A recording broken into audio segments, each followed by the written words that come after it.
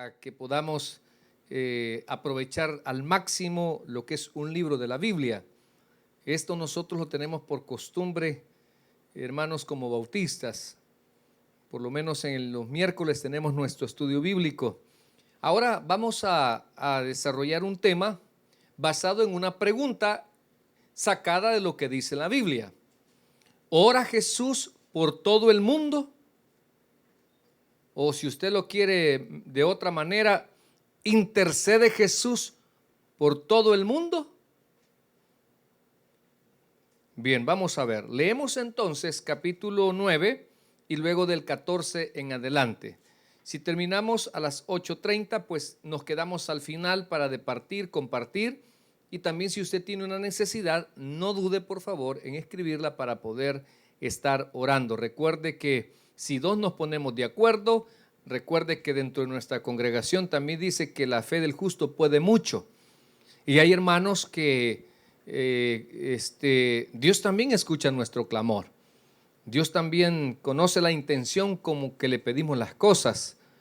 Así que espero en el Señor que nos unamos todos al final de este mensaje. Pero bueno, vamos a leer la palabra de Dios en el nombre del Padre, del Hijo y de su Espíritu Santo. Dice así: yo ruego por ellos, no ruego por el mundo. Se lo repito otra vez. Yo ruego por ellos, está hablando los discípulos, no ruego por el mundo, sino por los que me distes, porque tuyos son. Ahora nos trasladamos al versículo 14. Yo les he dado tu palabra, y el mundo los aborreció, porque no son del mundo, como tampoco yo soy del mundo. No ruego que los quites del mundo, sino que los guardes del mal. No son del mundo, como tampoco yo soy del mundo. Santifícalos en tu verdad, y tu palabra es verdad. Como tú me enviaste al mundo, así yo los he enviado al mundo, y por ellos yo me santifico a mí mismo, para que también ellos sean santificados en la verdad. Nuevamente hay varias cosas que se repiten. Mas no ruego solamente por estos, sino también por los que han de creer en mí por la palabra de ellos, para que todos sean uno, como tú, oh Padre, en mí y yo en ti, que también ellos sean uno en nosotros, para que el mundo crea que tú me enviaste. La gloria que me diste yo les he dado, para que sean uno, así como nosotros somos uno, yo en ellos y tú en mí, para que sean perfectos en unidad, para que el mundo conozca que tú me enviaste y que los has amado a ellos como a mí me has amado. Padre, aquellos que me has dado, yo quiero que donde yo estoy, también ellos estén conmigo, para que vean mi gloria que me has dado, porque me has amado desde antes de la fundación del mundo. Jesús es eterno, hermano, siempre ha estado. 25. Padre justo, el mundo no te ha conocido, pero yo te he conocido, y estos han conocido que tú me enviaste, y les has dado a conocer tu nombre, y lo daré a conocer aún, para que el amor con que me has amado esté en ellos y yo en ellos. Venimos en palabras de oración. Señor, le damos las gracias en esta hermosa tarde que nos permite poder compartir con mis hermanos la palabra de Dios, ya que ella no es de interpretación privada. Señor, en el cristianismo no existen los niveles. Mi Dios, tú no haces acepción de personas. Por eso te suplicamos que esta noche tengamos la capacidad de hacernos como niños, porque tu palabra no es complicada, tu palabra no es enredada, tu palabra no genera incertidumbre ni confusión. Tu palabra provoca que lleguemos al conocimiento de la verdad acerca de Dios, acerca del Hijo, acerca del Espíritu Santo, acerca de las doctrinas básicas, acerca de lo que tú tienes para nosotros, Señor. Espíritu Santo, tú estás con nosotros en nuestro corazón y pedimos que tomes control de la mente, del corazón de este inútil predicador, Señor, y suplicarte que capacites a los que llamas. Por eso, Padre, hoy nos ponemos en tus manos para que solamente seamos instrumentos, usando tú mi voz, mis pensamientos y mis sentimientos, para esa iglesia, Señor, sedienta de tu palabra, para esa iglesia, Señor, que necesita una respuesta, que anhela, Señor, una voz audible en Él. Señor, te suplicamos que esta palabra que hemos leído algo aclare a su ansiedad, a su necesidad. Señor, oramos por los desfallecidos, por los que no tienen fuerzas. Oramos, Dios, por los que tienen un corazón con un vacío. Oramos, Dios, por aquellos que tienen escasez de alimentos, escasez de recursos. Aquellos, Señor, que quizás han caído en alguna deuda. Oramos por aquellos que tienen un resentimiento en su corazón, por aquellos que tienen raíces de amargura, aquellos, Señor, que han caído en el prejuicio al escuchar tu palabra. Espíritu Santo, danos esa capacidad de exponer esta verdad y que los hermanos, Señor, hagan no como yo digo, sino como tu palabra enseña. No como yo sería, como yo practico, Señor, sino como tú enseñas en tu palabra.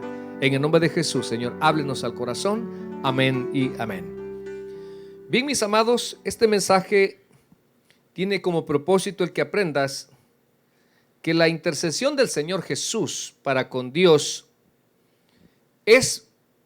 no es para todos, según lo que enseña la Biblia. Porque no quiero defender un punto mío, sino lo que la Biblia enseña.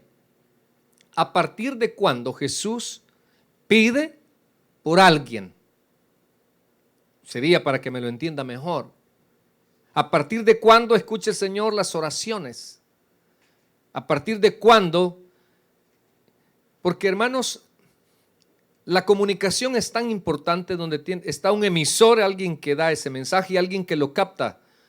Pero si dos personas de dos países, alguien que hable español y que ese sea el único idioma, y alguien que hable en ruso, y ambos se quieran comunicar, va a ser bien difícil. No va a haber una comunicación bien directa, entendible. Lo mismo también Dios ha dejado para que alguien interceda por usted. No es el pastor, no es un diácono, no es una monja, no es un cura. El único que puede interceder por usted se llama Jesucristo. Ahora, pero vemos el Señor ahí por quienes pide, por quienes ruega, o en qué momento va a pedir también por usted. Ya lo acabamos de leer.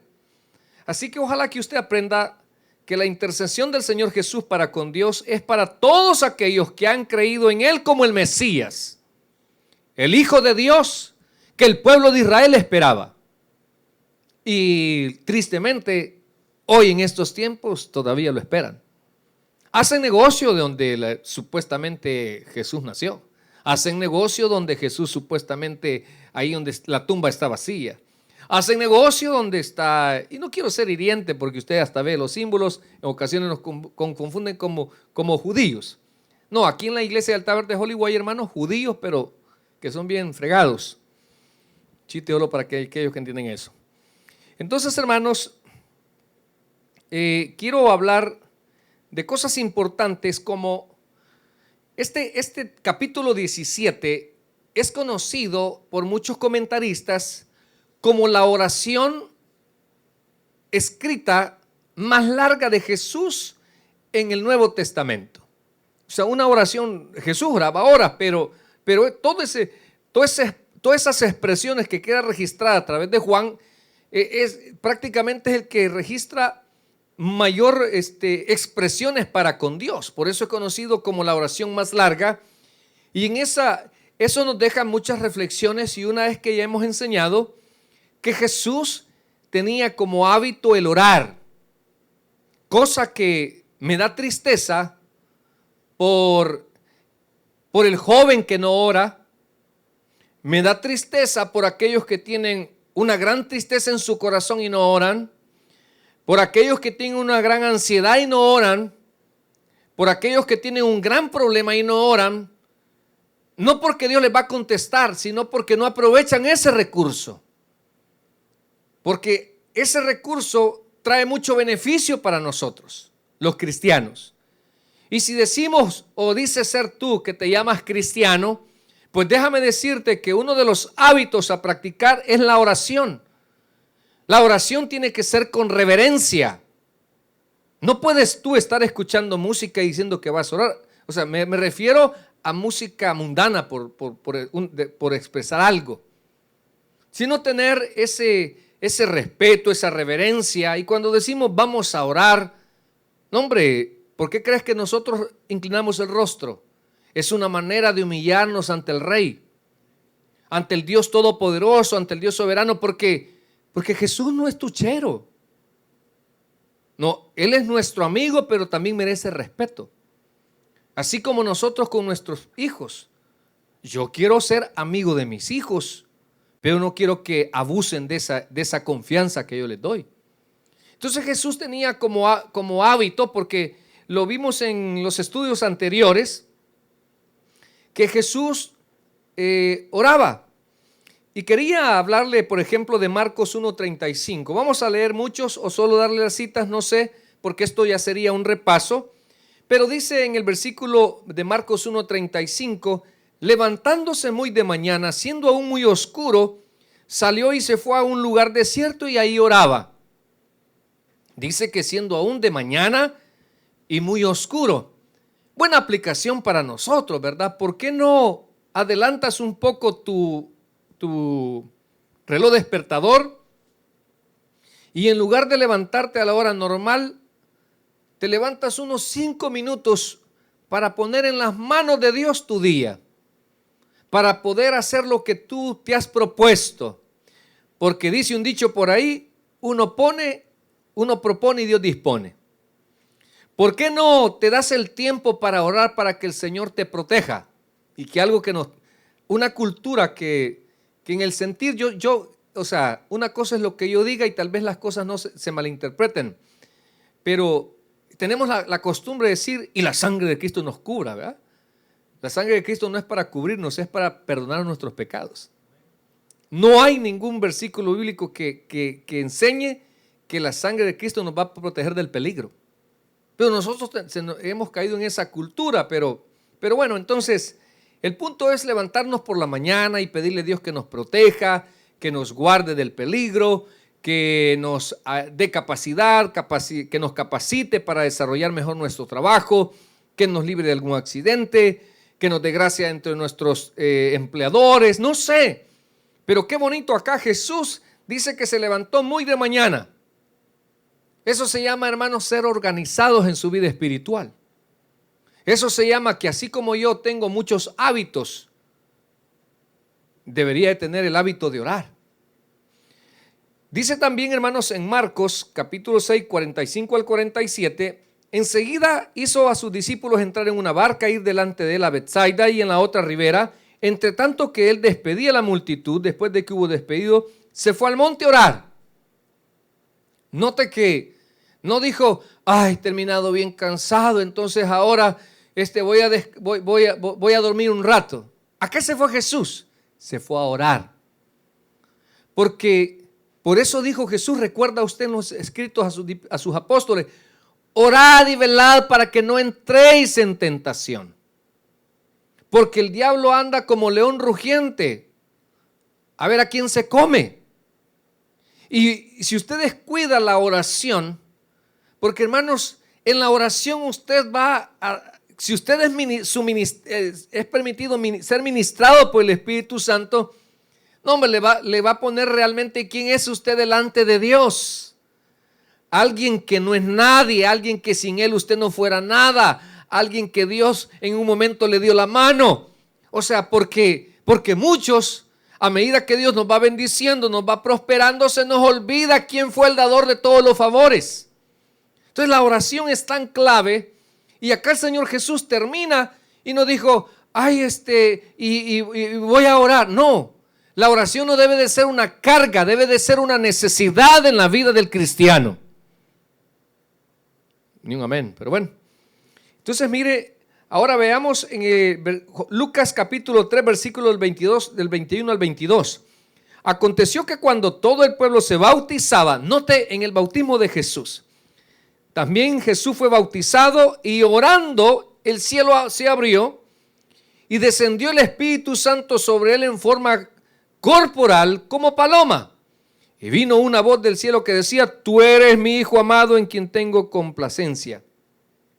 Se me perdió el otro versículo, pero ahí dice que él oraba.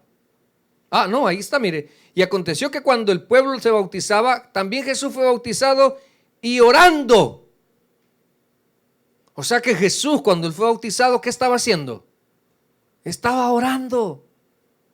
Me imagino yo, estaba hablando con el Padre. Aquí comienza: Señor, entonces sigo todas las indicaciones que me has dado. O sea, la oración es tan importante. Por eso yo le enseño, o al menos es mi deber decirle a los líderes de mi iglesia, a todos: antes que hagas algo, ponelo en las manos de Dios y orá. A alguien, cuando le damos un seminario, le digo: vea si su líder hace un devocional con ustedes. Vea si antes de iniciar esto se ponen a orar. Porque esto no es de habilidades. Esto es de que Dios siempre tenga el control de todo. O sea, hermanos, yo creo que si usted es un discípulo de Jesús es para aprender. Jesús dice que cuando estaba siendo bautizado, ¿qué estaba haciendo? Estaba orando. En Lucas capítulo 5, versículos del 14 al 16 dice: y él le mandó que no lo dijese a nadie, hablando de una sanación de una persona, sino ve y le dijo: muéstrate al sacerdote y ofrece por tu purificación, según lo mandó Moisés para testimonio a ellos. Pero su fama se extendía más y más. La fama era que ya ese nombre del nazareno, esa persona que vivía en Nazaret, hijo del carpintero, era alguien que sanaba, era alguien que obraba, echaba fuera demonios, y se estaba volviendo bien común él. Y entonces dice ahí, estoy en el versículo 15, pero su fama se extendía más y más y se reunía mucha gente para oírle. ¿Y para qué? Para que los sanase sus enfermedades. Mas él se apartaba a lugares desiertos y oraba. O sea, no permitió que la carga laboral, en este caso ministerial, le drenara las fuerzas para orar. Así como usted, me imagino, que hace un tiempo para comer, suponga si usted no ha comido en todo el día, pero usted dice: voy a ver dónde paso comiendo algo. Lo mismo es la oración. Usted tiene que hacer un tiempo para orar. Velad y orad para que no entréis en tentación. O sea, la oración debe de ser un hábito en tu vida como cristiano. Amén. Ok, veamos ahora en la elección o en la decisión que él tiene de escoger a 12 apóstoles. Tenía que tomar una decisión y me imagino que el Señor los conocía a cada uno de ellos. Claro que sí. Uno, cuando medio conoce a una persona, hasta sabe cuando le están mintiendo. Te conozco, fíjate. Yo conozco cuando Elio anda pero volando arriba, tota. Y sé cuando anda en la calle. Estoy hablando espiritualmente. ¿Saben quiénes me engañan? Los jóvenes. Yo quisiera saber qué hay en el pensamiento y en el corazón de mi hija Esther, fíjense. De veras. Pero para ello, ¿qué necesito? Orar más y que Dios me lo revele. Entonces, él tenía que tomar una decisión y no la hizo. Dijo: bueno, ya los conozco. O sea, este es hábil para esto, este es hábil para aquello. No, dice que se pasó toda la noche orando. Entonces, ¿qué lección me enseña a mí con eso? Que cuando yo tenga que tomar grandes decisiones, tengo que tener grandes oraciones. Tengo que tener una oración correcta para mi vida sentimental. Tengo que tener una oración correcta para mi vida laboral. Tengo que tener una oración correcta para mi vida ministerial. No solamente lo que es que 2 más 2 son 4. No es la lógica, no es tu experiencia. Es la revelación, el sentir que Dios te quiere poner a través de la oración. Y cuando tú oras, se supone que estás llegando a querer conocer el sentir de Dios en tu vida. Ya vamos a ver muchas cosas en reflexión sobre todos estos y muchos versículos. Pero estoy en el caso de que Jesús, hermanos, bien pudo decir, ven, vos, hasta ya tenía la lista. No, dice que se fue toda la noche.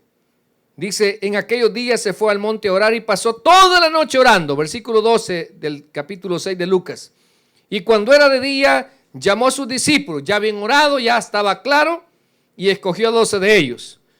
Veamos ahora Lucas capítulo 9, versículos del 18 al 20. Aconteció que mientras Jesús oraba aparte, note, estaban los discípulos quizás platicando, estaban comentando, ya sabes, estas son las obligaciones, vamos a tener que ir a hacer esto, falta esto. ¿Qué estaba haciendo Jesús en ese momento? Estaba orando. O sea que hay oraciones que tú las vas a hacer de manera congregacional, de manera grupal, pero hay otras que se tienen que hacer de manera personal. Y cuando tú dices, tienes una petición, ora en lo secreto y tu Padre te recompensará en público. Entonces es tan importante, mira ahí, no, en ocasiones Jesús agarró a varios y los llevó a orar, acompáñenme, vamos a orar, pero los dejaba aparte. Y les decía, pónganse también a orar, pero no van a orar conmigo. Yo quiero orar, yo con Dios. Entonces hay oraciones que son grupales y hay oraciones que son congregacionales, pero la más vital en tu vida es la personal. Porque hay oraciones, hermanos, que son de exhibición, no realmente son del Espíritu. Es lo que Jesús acusó mucho a los fariseos y a los escribas. Entonces viene acá el Señor y los elige. Está en esa parte de que estaba orando y les preguntó diciendo, ¿quién dice la gente que yo soy o que soy yo? Ellos respondieron, uno Juan el Bautista, y ahí hace la hermosa confesión Pedro, ¿verdad? Tú eres el Cristo de Dios. En otras expresiones es, tú eres el Cristo, el Hijo de Dios. Entonces, hermanos, en la oración, con estos y muchos versículos que tú puedas encontrar de Jesús orando, o otros personajes orando, podemos decir que en la oración tú encuentras dirección o un momento para tomar una decisión. No sé si fue en el viernes que predicó nuestro hermano Helio cuando David va a pelear a Keila, ¿verdad? Entonces, a rescatarlo, sí. Entonces David, hermanos, consultó a Dios. Entonces, muchas veces en tu vida no vas a hallar qué hacer. Necesitas una dirección. Puedes tener 2 caminos y una troca. ¿Cómo es? Sí, 2 caminos. Y tú vas a decir, ¿y cuál? Vámonos a orar, hombre. No es que yo creo que deja tu corazonada y poner tus decisiones en las manos de Dios. Es tan importante. Te lo voy a poner desde este punto de vista, a mí de manera personal. Yo a veces digo, ¿será que yo estoy queriendo tomar esta decisión? Yo le llamo en la carne. Por el enojo, por la inconformidad, por la provocación. O realmente es algo que Dios me ha puesto que lo haga. Porque si yo lo hago, hermanos, en el caso de la iglesia, todas las cosas buenas que yo haga por el Señor, Él me las va a premiar. Y todas las cosas malas que yo haga, me las va a demandar. Tanto como quitar un buen elemento en la iglesia, como dejar un mal elemento en la iglesia. O sea, veo el caso de Elí. Cuando sus hijos estaban haciendo cosas malas en la congregación, él solo los amonestó, pero ellos siguieron después de esa amonestación. Les siguió permitiendo que hicieran esas cosas. Entonces, hay momentos, hermano, donde el enemigo te quiere llevar a provocar para decir algo, para accionar. Vámonos a la oración, hombre. Y en la oración, si ahí el Espíritu Santo te da paz y persiste que vas a tomar esa decisión, hacelo, porque viene de Dios. Pero si todavía hay incomodidad, no lo hagas. ¿Por qué? ¿Y dónde encontraste eso? En la oración, porque aquellos que deciden, toman una decisión enojados. Es que yo no aguanto, es que yo estoy cansado, es que nunca me valoran. No es basado en la inconformidad que tomas tus decisiones. Es basado en una buena oración, en una buena comunión con Dios. Entonces, hermano, en la oración vas a encontrar dirección, en la oración vas a encontrar buenas decisiones, en la oración vas a encontrar descanso y consuelo. ¿Recuerdas tú en el 1 Samuel capítulo 1 cuando Ana la importunaba a su rival y la menospreciaba y se burlaba de ella porque no podía tener hijos? Para ella no era alegría ir al templo porque si no esa mujer la avergonzaba, pero su marido la amaba, pero ella no encontraba consuelo en su esposo. Todavía le dice él, ¿no te soy yo mejor que tantos hijos? Le dice, tú no estás en mi ser, tú no estás en mí. Tú no dimensionas la vergüenza, el dolor, la tristeza, y se va al templo a orar. Y dice que ahí derramó su alma. O sea, ese dolor que esa mujer tenía, no fue a hablar con el sacerdote, no fue a hablar con los hijos, fue a hablar con Dios. Entonces, en momentos donde tú tengas un dolor, un vacío, una tristeza, corre a los brazos de Jesús.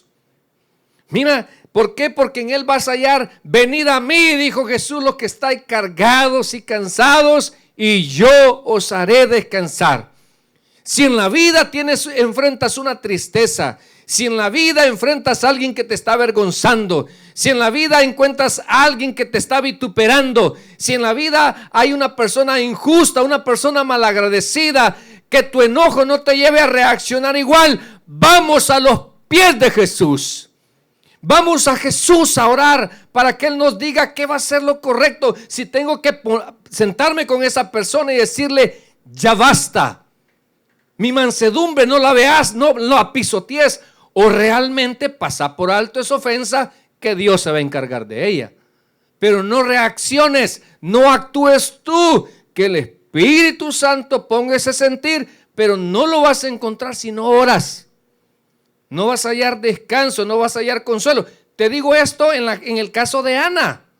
O sea, Ana, la Penina lo provocaba y lo provocaba y la provocaba. Si Ana hubiese sido bautista, hermano, le pega una gran revolcada. Pero gracias a Dios no era bautista, era creyente.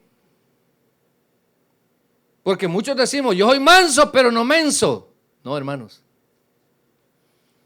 Mira, entonces en la oración tú vas a encontrar aceptación de la voluntad soberana de Dios. Jesús llegó a ese monte, se arrodilló, sus gotas eran como gotas de sangre y le dijo, Señor, todas las cosas son posibles para ti. Yo sé, Señor, que tú puedes hacer que esto no me suceda, mas no se haga mi voluntad. Y estuvo orando ahí más de una hora. Y cuando se llegó el tiempo, encontró consuelo. Encontró aceptación de la voluntad de Dios. ¿Dónde fue? En la oración. Ahí encontró paz. En la oración. Así que si usted está afanado, si usted está afligido porque no ha trabajado, porque no sabe qué va a dar de sí esta cuarentena, porque no sabe si le van a volver a llamar, por si ha perdido el trabajo, por si su marido no ha regresado, ni va a regresar, ojalá. Hermanos, ¿sabe por qué usted está ansioso o ansiosa? Porque no oramos de manera correcta. Porque no buscamos al Señor en esa intimidad de manera personal y sin hablarlo ni comentarlo a nadie. No poner en el Facebook, hoy me levanté a las 4 de la madrugada a hablar contigo, Dios. Eso, hermano, para mí, perdóneme, eso es querer que todos sepan que usted está orando. Hay cosas que son de manera personal. Y hermanos, en la oración, usted va a encontrar valentía. Usted media vez ora bien, no se va a acobardar por lo que tenga que enfrentar. Porque usted, el Espíritu Santo, va a tomar control de sus ansiedades, de sus incertidumbres, de sus dolores en la oración. Ahora, dijimos que este capítulo, hermanos, tiene que ver mucho con lo que Jesús está orando con el Padre. En todo el contexto ya dijimos que se aproxima que a Él lo arresten. Ya estuvimos en el Evangelio según San Juan, ¿verdad? Ya estuvimos en el aposento cuando Él come con sus discípulos, ya lo vimos. Ahora, vemos entonces acá en esta parte que Jesús está hablando con el Padre y vemos que hace ciertas peticiones con las cuales pues vamos a tratar de irlas describiendo una a una. Peticiones del Señor Jesús por sus discípulos. Vea, peticiones del Señor a Dios por sus discípulos sería el mejor ordenado la frase. Peticiones del Señor Jesús a Dios, ¿verdad? Jesús pidiéndole a Dios por sus discípulos. Veamos, la primera de ellas encontramos en el versículo 17 de este capítulo. Dice, santifícalos. ¿Qué pide Jesús por tu vida y por mi vida o por los discípulos? Que los santificara. Santifícalos, pero ¿por medio de qué? ¿Qué santifica al creyente? La palabra. Ahora, la santificación, hermanos, tiene para mí tres implicaciones. La primera es conocimiento. Por eso dijo Jesús, y la verdad os hará libres. Yo no sé de qué abolengo es usted. Yo venía de una iglesia tradicional, donde para mí tenía que andar en mi cartera una estampita y yo creía que esa me guardaba. Yo andaba un collarcito con varias piedritas. Bien serio, me quedan viendo algunos. Entonces, para mí, hermanos, el conocimiento me hace libre. El conocimiento me hace a mí o hacer algo o dejar de hacer algo. Dejar de practicar algo que tal vez, estoy hablando en el caso bíblico. Porque hay mucha gente que se pone a opinar y su fe la basa en dogmas, la fe la basa en tradiciones, pero no en la verdad. Entonces, cuando usted conoce la verdad, puede ser, todavía no estamos diciendo que usted va a ser santo. Ay, yo me puedo la Biblia desde Génesis a Apocalipsis, yo soy santo. Por favor, miren, cuando yo camine, hasta voy a levitar. Eso no, el conocimiento no te da santidad. Estamos hablando que la implicación sí. Dijo Jesús, santifícalos en tu verdad. Cuando usted conoce la revelación de Dios a través de Jesucristo, por eso yo digo, usted quiere conocer a Dios, tiene que conocer a Cristo. Cuando usted conoce a Cristo, cuando usted lo acepta a Cristo como su Señor y Salvador, cuando usted cree en su sacrificio vicario, cuando usted reconoce que Él resucitó entre los muertos, hay algo maravilloso que llega a su presencia, a su corazón, que es el Espíritu Santo. Y Él va a glorificar al Hijo para que el Hijo glorifique al Padre. Entonces, en primer lugar, hermanos, la santificación tiene tres implicaciones. Primero, conocimiento. Segundo, que ese conocimiento se convierta en una verdad inamovible. En una verdad inamovible. Que nadie te la robe. Que nadie te malinfluencie. Una verdad, la verdad, hermanos, la santificación, para que tú logres la santificación, que ya vamos a ver este término, pero primero viene el conocimiento. Dijo Jesús, santifícalos en tu verdad, conocimiento, una aceptación de esa verdad inamovible. Porque hay personas, hermanos, que usted le puede presentar la verdad, la aceptan, ¿cómo es? La creen pero no la aceptan. ¿Por qué? Porque dicen, no, es que yo sigo en mis creencias. Entonces la verdad no los provoca a la santificación. Ellos quieren seguir en el mismo error. Porque otra implicación que tiene, hermanos, la santificación, primero es que la persona tiene un conocimiento correcto de la palabra. Segundo, que ese conocimiento es una verdad inamovible en su vida. Y número 3, esa verdad se pone por obra. Esa verdad se pone por obra. Significa que el Señor a nosotros, mire, en las epístolas, en las enseñanzas de Jesús, dice cómo debemos de ser nosotros los cristianos. ¿Qué es lo que debemos de hacer después de aceptar a Cristo? ¿Cómo es nuestra vida ante la sociedad? ¿Cómo debemos de ser nosotros si estamos viviendo sin casarnos? ¿Cómo ser como hijos? ¿Cómo establecer un noviazgo? ¿Cómo ser un buen empleado? ¿Cómo ser delante de la iglesia? ¿Cómo tratar a mi pastor? ¿Cómo tratar a un anciano de la iglesia? O sea, todo eso ya está. Pero muchos lo saben. Se lo voy a poner así. Dice la Biblia que los pastores sean maridos de una sola mujer. Así dice. Pero hay pastores que caen por no orar, entonces no se santifican y tienen a su esposa y tienen a la diaconisa. Entonces no se ha santificado. Esa verdad no ha quedado en su corazón, sino que la sabe, pero no la practica. ¿Me está entendiendo, hermano? Porque yo me santifico cuando la verdad de Jesús viene a mi corazón, la acepto, no la debato y luego después yo la pongo en práctica. Eso va a provocar en mí muchas cosas. Por eso yo tengo varias preguntas. ¿Puede el hombre con su naturaleza pecaminosa ser santo? La respuesta va a ser no. El hombre con su naturaleza pecaminosa, pongamos una ancianita de 80 y algo de años, no estoy hablando de la hermana Julita. Pensemos ella tal vez no tiene pecaminosidad lujuriosa con un hombre, pero tal vez le cae mal un nieto. Entonces sigue siendo pecadora. O sea, el hecho de que no cometa adulterio no significa que hay otras cosas que no controlamos, como la lengua.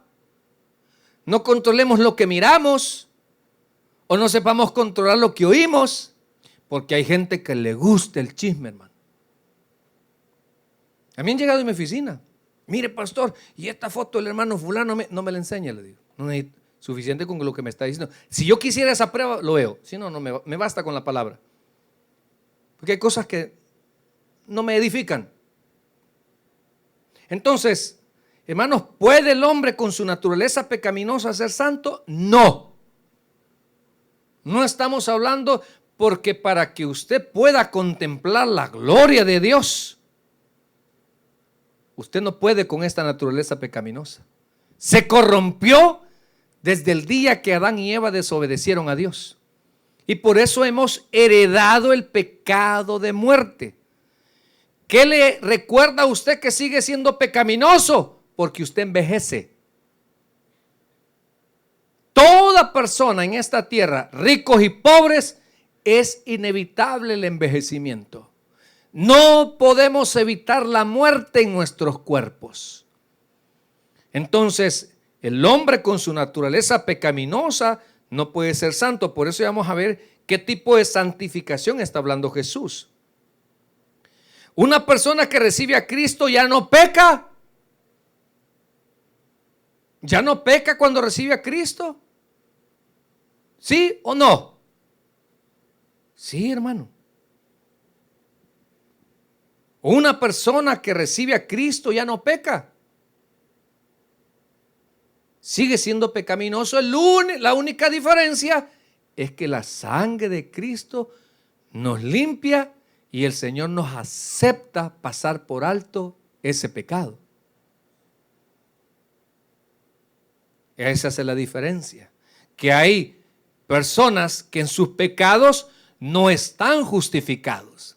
Y ya vemos muchos que tal vez hemos hecho pecados peores que don Santo, doña Santa. Y yo tal vez soy peor, pero yo ya le pedí perdón a Jesús. Y aunque esta persona me mire mal y me diga semejante sinvergüenza, hipócrita, engañador, estafador, yo le saco la lengua y le digo, Cristo me ha perdonado. Es la diferencia. Esto es para aquellos que les caemos mal a los pastores, hermanos. Sigamos. Entonces, ¿una persona cuando acepta a Cristo es perfecta? No. Seguimos luchando con nuestra naturaleza. Seguimos luchando. El Espíritu Santo ha trabajado en nuestras vidas, en nuestro temperamento, en nuestro carácter, en nuestras debilidades, pero es una lucha diaria. ¿Y por qué, pastor? Porque mire, hay cosas, hay ciertas experiencias, porque el pecado muchas veces se practica con el placer. Y hay cosas que a uno le gustan, al cuerpo le gusta. Yo, por ejemplo, a mí me encanta el café. Y digamos, si me tomo ya 2 con mucho azúcar, el tercero yo no debería, me lo tomo amargo. Pero ¿a qué me sabe? A suegra ese café, hermano. Entonces yo digo, no, ahí voy con el azúcar. Hay otros que tenemos problemas con el pan dulce. Hoy Dios usó una hermana, me trajo una quesadilla y dije yo, solo quiero verla. La vi. Y entonces, yo tengo dominio propio en el pan dulce. Mentira, hermano. Yo orando estaba, pero ese pan, mire, un pedacito me metí. Entonces, un cristiano, cuando acepta a Cristo, ¿es perfecta? No. Yo de vez en cuando no he controlado mi temperamento. O sea que la acción que ha tomado una persona me justifica a enojarme. Lo que no me ha justificado es lo que yo he dicho. La acción que ha hecho la persona, sí. Digamos, me ha rayado el carro. Ay, me voy a poner a reír porque soy cristiano. Dios lo perdona. Yo me puedo enojar, pero no lo puedo agredir. ¿Sí me está entendiendo? Pero muchas veces, hermano, creo que todos en algún momento hemos perdido por instantes la investidura de cristiano, porque perfectos no somos. Han habido muchas veces decisiones que usted ha orado, que el Señor le ha dicho que no y lo ha hecho. Y usted fue a oración, usted cumplió con el protocolo que usted ha aprendido en la Biblia, con su pastor, pero usted ha seguido haciendo su voluntad. Entonces, hermanos, la santificación, ya le dije, que va a depender del conocimiento correcto que usted tenga. Del conocimiento correcto. Porque esta palabra, esta es la verdad única. Pero hay gente, hay líderes, tanto buenos como malos, que han interpretado mal esta palabra. Y al escucharla a usted, esos líderes, usted esa expresión la ha aceptado como verdad, no esta. Y lo ha llevado a usted a defender cosas que esta verdad no lo ha querido decir así. Entonces, para que yo me aparte para el Señor y me convierta en un verdadero discípulo, porque aquí quiero cerrar este punto, la santificación no me refiero, hermanos, a que usted va a tener alas y va a volar, sino que usted va a tener esa capacidad de apartarse, de tener dominio, de tener temor a Dios, de poder decir esto no le gusta a Dios, en su corazón va a haber un propósito. ¿Y cuál es?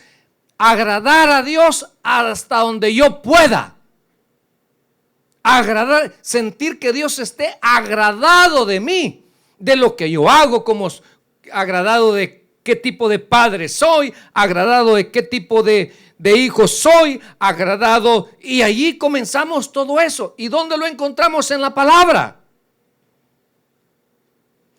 Hermanos, número 2, entonces el Señor pidió por sus discípulos a que ellos fueran santificados por medio de la palabra. Así que si usted quiere encontrar santificación, no pretenda, ay, voy a llevar a mi marido a la iglesia para que el pastor lo exorcice, para que le quite esa pasión de esa amante.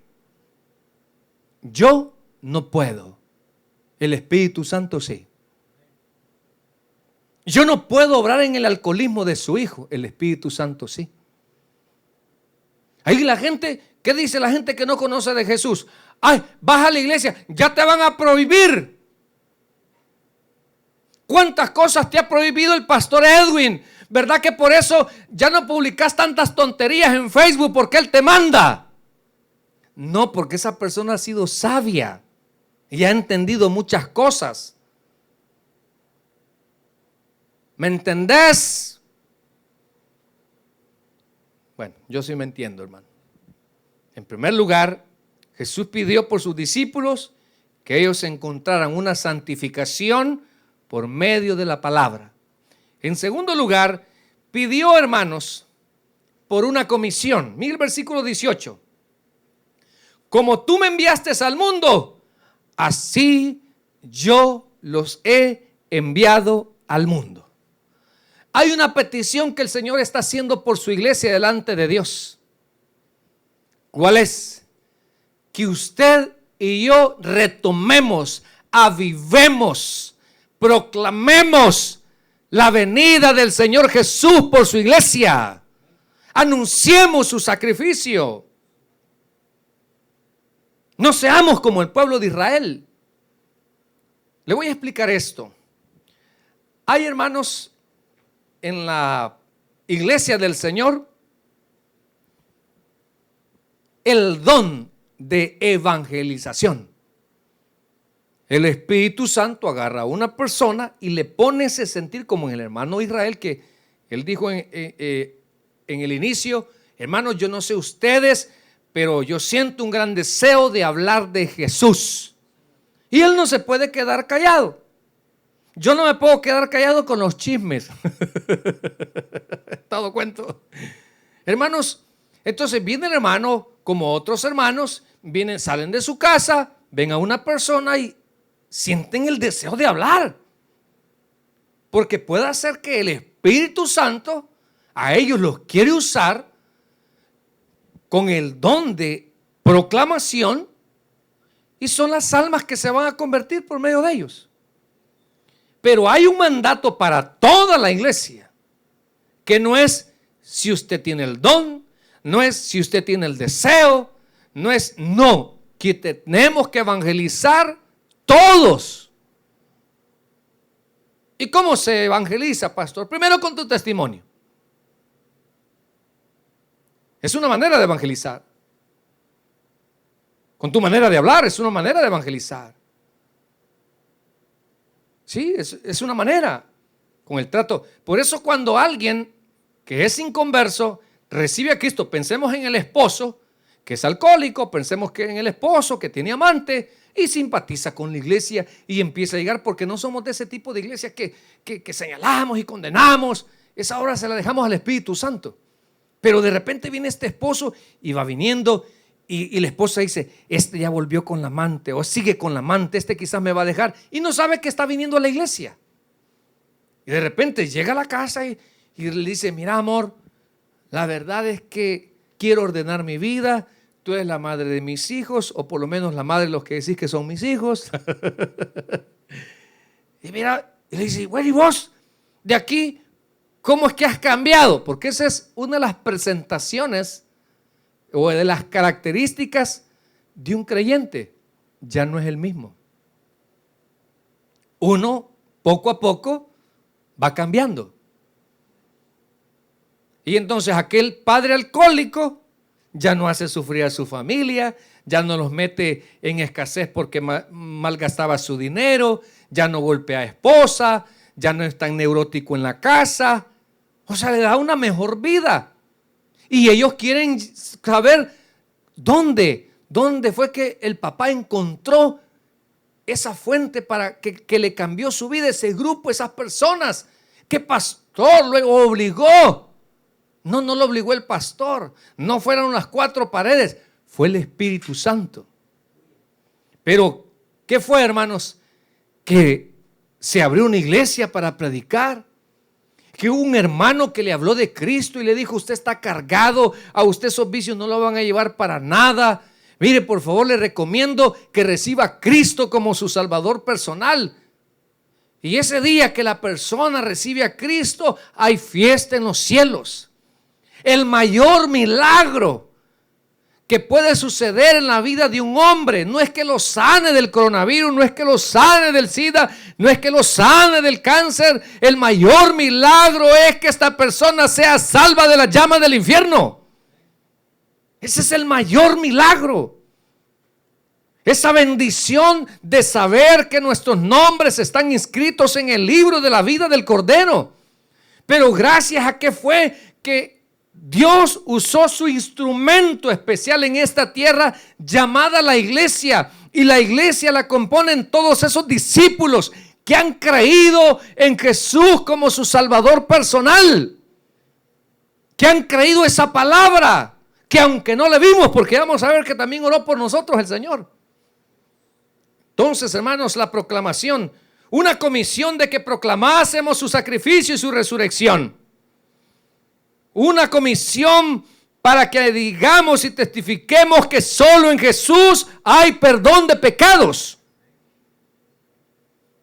Ay, pastor, perdóneme, estoy en adulterio. A mí no me pida perdón. Pídele perdón a Jesús.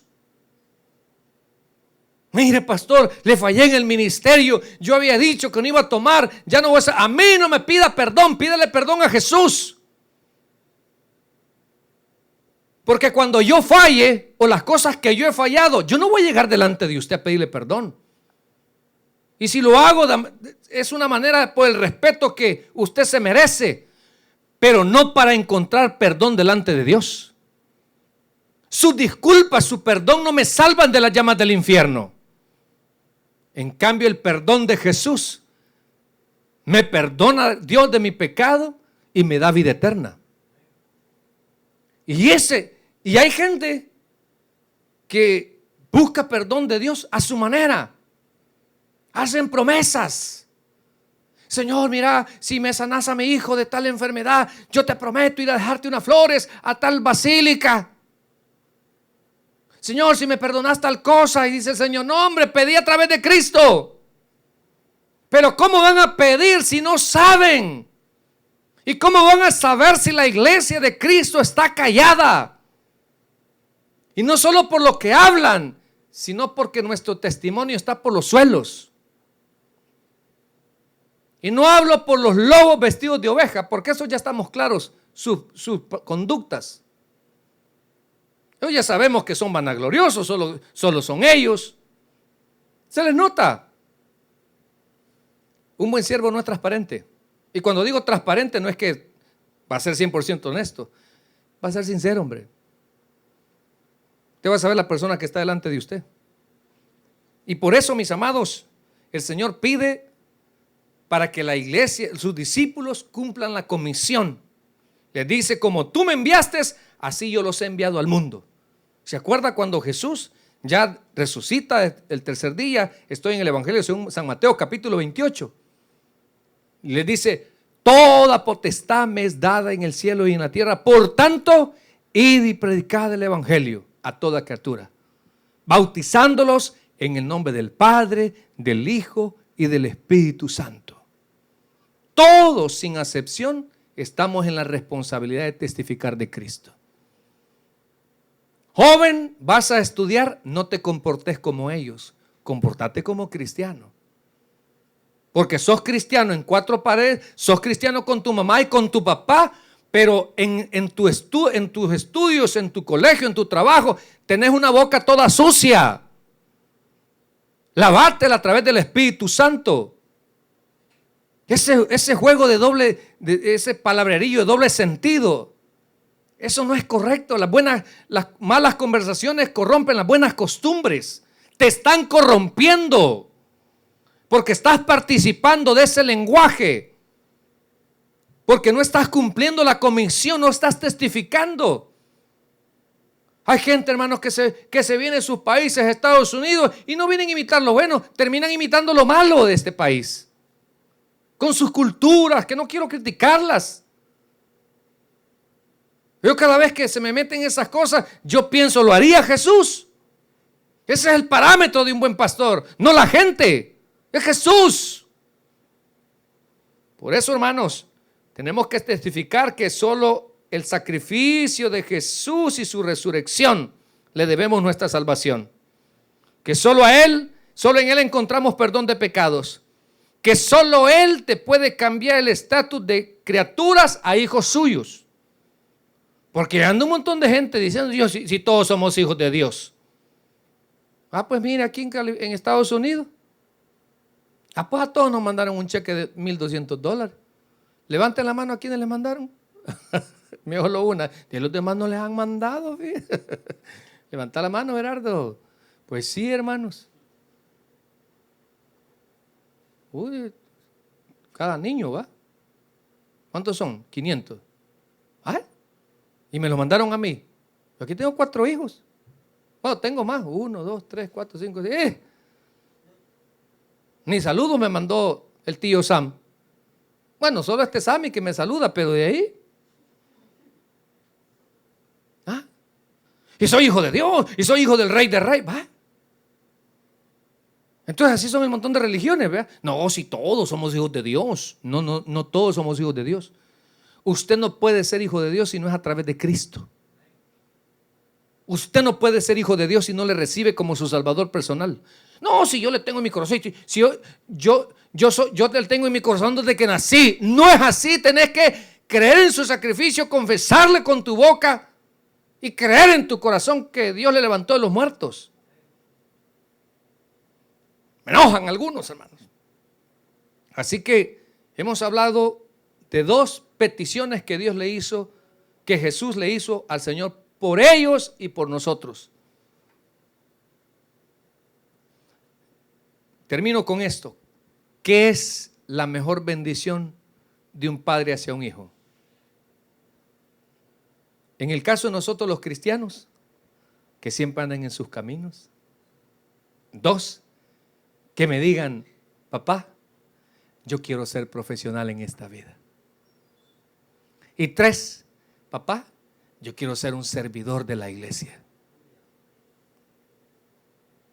Eso agrada. Y la pregunta es, tú que ya recibiste a Cristo como su Salvador personal, ¿lo estás agradando? ¿O te encuentras en una barca como Pedro, queriendo renunciar a tu llamamiento, a tus dones? Porque Jesús está pidiendo por tu vida y por la mía, para que en este mundo de tinieblas sigamos siendo la luz, sigamos siendo la sal que hace la diferencia. A que se pueda notar tu fe y las prácticas del mundo. Y en segundo lugar, el Señor Jesús está pidiendo por ti y por mí, para que busquemos la manera y los medios de testificar de Cristo. Si una de las cosas mayores tenemos como responsabilidad es que las piedras no hablen por nosotros. Ojalá que en tu hogar, tú que eres el adulto, tú lleves el ejemplo de la fe. No que tus hijos te lleven a orar, no que tus hijos te motiven a congregarte, no que tus hijos te motiven a servir. Eres tú. Eres tú el que debe ser el atalaya, el ejemplo, el impulsador de la fe. El Señor está pidiendo por esa comisión. Nos vamos a quedar hasta ahí, hermanos. Vamos a darle gracias al Señor. Y el que tenga oídos para oír, oiga lo que Dios tal vez dijo a través de este inútil predicador.